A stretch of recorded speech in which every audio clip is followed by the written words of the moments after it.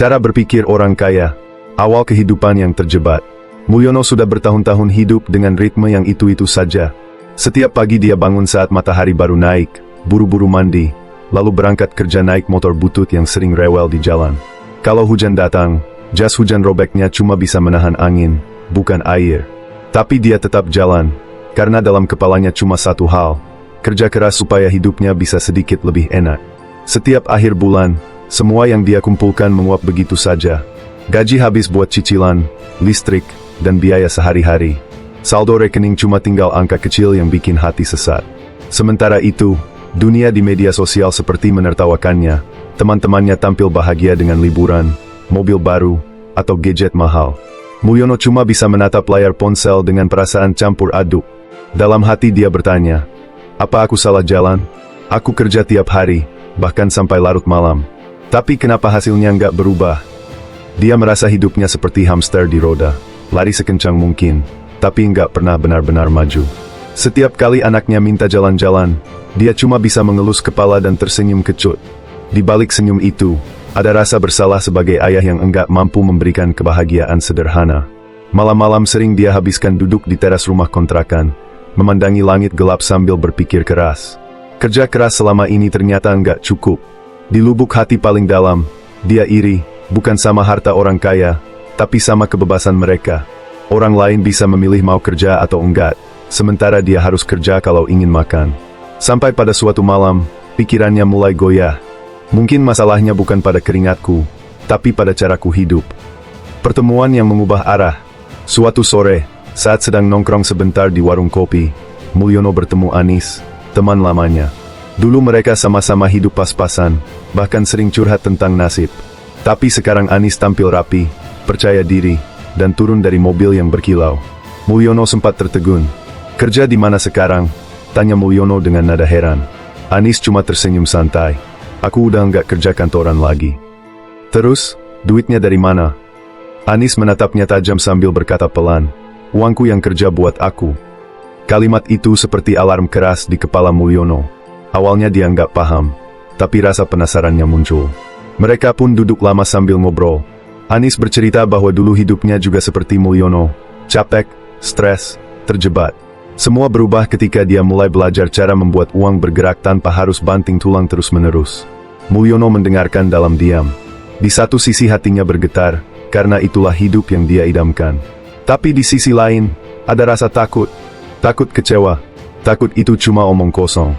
Tapi Anis bukan orang asing, dan kepercayaan itu bikin Mulyono makin penasaran. Malam itu, saat semua orang tidur, Mulyono gelisah di tempat tidur. Kalimat Anis terus terngiang, uangku yang kerja buat aku. Mungkin selama ini yang salah bukan nasib, tapi caranya bermain. Antara takut dan harapan. Keesokan harinya, Mulyono kembali menemui Anis. Ia butuh jawaban. Anis menyambutnya dengan tenang, seperti seseorang yang sudah melewati badai panjang dan tahu jalan keluar. Mereka duduk di kafe kecil, menyeruput kopi sambil membicarakan hal-hal yang tidak pernah Mulyono pikirkan sebelumnya. Aku juga dulu kayak kamu, kata Anis pelan. Kerja keras siang malam, tapi uang habis, tenaga habis, waktu buat keluarga juga habis. Bukan salah kerja kerasnya, tapi caranya yang salah. Mulyono menunduk, merasa seperti sedang bercermin. Anis kemudian menambahkan, orang miskin kejar uang, orang kaya bikin uang kejar mereka. Kalimat itu menampar keras. Mulyono sadar bahwa selama ini dia hanya berlari, bukan mengendalikan arah. Tapi ketakutan juga muncul. Gimana caranya bikin uang kejar kita? Tanyanya ragu. Anis menjawab, ada dua jalan. Jadi orang yang kerja buat uang, atau bikin uang kerja buat kamu. Pilihan itu di tanganmu. Dalam beberapa menit, hidup Mulyono seolah ditunjukkan dua gerbang. Yang satu aman tapi membuatnya terjebak selamanya. Yang satu penuh risiko tapi bisa membuka pintu kebebasan. Ketakutan itu nyata. Anis lalu mengajak Mulyono ke ruang kerjanya. Tempat itu sederhana tapi penuh monitor, catatan keuangan, dan alur pergerakan uang. Mulyono melongo melihatnya. Jadi ini, cara uang kerja, gumamnya pelan. Anis tertawa kecil. Enggak langsung besar. Semua dimulai dari langkah kecil. Sementara itu, kehidupan Mulyono di rumah tetap berat. Cicilan motor menumpuk, uang belanja makin seret, biaya sekolah anak meningkat. Di tengah tekanan itu, suara hatinya berperang, berani melangkah atau tetap terjebak. Istrinya sempat berkata dengan wajah lelah, "Kapan sih kita bisa hidup lebih enak?" Kalimat itu menusuk lebih dalam dari apapun. Malam itu, Mulyono tidak bisa tidur. Ia hanya menatap langit-langit kamar, mendengar suara jam berdetak pelan seperti mengejeknya. "Kalau aku terus seperti ini, masa depan anakku akan sama seperti hidupku sekarang." Pintu mindset terbuka. Beberapa hari kemudian, Mulyono kembali menemui Anis dengan hati yang sudah setengah mantap. Anis menyambutnya dengan kalimat yang langsung menghantam. "Kalau kamu terus takut, kamu bakal kehilangan semua kesempatan. Dunia nggak akan tunggu kamu siap." Masalah terbesar bukan uang, tapi pola pikir. Selama ini Mulyono percaya bahwa kerja keras otomatis bikin kaya. Nyatanya, kerja keras tanpa strategi cuma bikin capek. Anis kemudian menjelaskan dua lingkaran hidup. Lingkaran pertama, gaji cicilan kebutuhan balik ke gaji. Lingkaran jebakan yang bikin orang enggak pernah maju. Lingkaran kedua, investasi aset penghasilan pasif. Inilah tempat orang kaya bermain. Bukan berarti mereka malas, mereka cuma lebih pintar menaruh energi di tempat yang tepat. Bagi Mulyono, ini seperti menemukan peta baru setelah bertahun-tahun tersesat. Langkah pertama yang berat. Hari pertama Mulyono mencoba mengubah hidupnya terasa sangat berat. Ia mulai dengan menahan diri untuk tidak membeli hal kecil yang biasa ia anggap sepele. Rokok, kopi saset, jajan yang tidak perlu. Uang receh yang terkumpul ia simpan dalam wadah kecil. Bagi orang lain mungkin itu tidak berarti, tapi baginya itu langkah besar. Setiap malam, ia mulai mencatat semua pengeluaran di buku lusuh. Untuk pertama kalinya, ia merasa hidupnya tidak lagi sepenuhnya dikendalikan keadaan. Istrinya sempat bingung melihat perubahan itu, tapi pelan-pelan ikut mendukung. "Ini langkah kecil supaya nanti kita punya hidup yang lebih tenang," kata Mulyono sambil tersenyum. Waktu berjalan, tabungan kecilnya bertambah. Anis mulai mengajarkan investasi sederhana yang tidak membuat Mulyono ketakutan.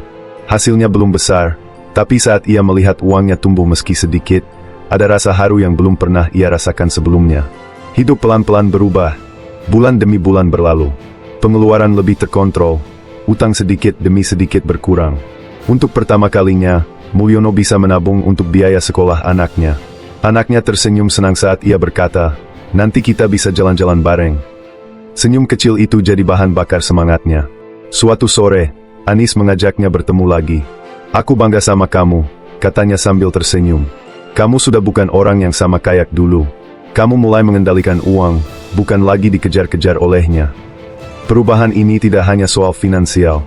Mulyono mulai lebih tenang, lebih percaya diri, dan tidak lagi merasa hidupnya buntu. Momen puncak. Puncak emosional datang ketika Mulyono berhasil melunasi cicilan besar. Ia pulang dengan wajah cerah, istrinya memeluknya sambil menangis bahagia. "Akhirnya, kita bisa bernapas lebih lega," katanya dengan suara bergetar. Bagi Mulyono, ini bukan cuma soal utang lunas. Ini tentang martabat, kebebasan, dan bukti bahwa perubahan itu nyata. Dulu, ia pikir hidup enak hanya untuk orang tertentu. Kini, ia menyadari kuncinya bukan pada nasib, tapi keberanian untuk mulai. Bukan akhir, tapi awal baru. Mulyono kini duduk di teras rumahnya, tempat yang dulu jadi saksi segala kegelisahan. Malam terasa lebih ringan. Anaknya bermain di ruang tamu, istrinya tersenyum tenang di sampingnya. Ia tahu jalan di depannya masih panjang. Tapi kini ia berjalan dengan arah yang jelas, bukan sekadar bertahan. Dalam hati ia berbisik, "Hidupku berubah bukan karena keajaiban, tapi karena aku berani ambil langkah kecil." Ia menatap langit malam dan tersenyum. Bukan lagi dikejar-kejar uang, tapi perlahan, uang mulai bekerja untuknya.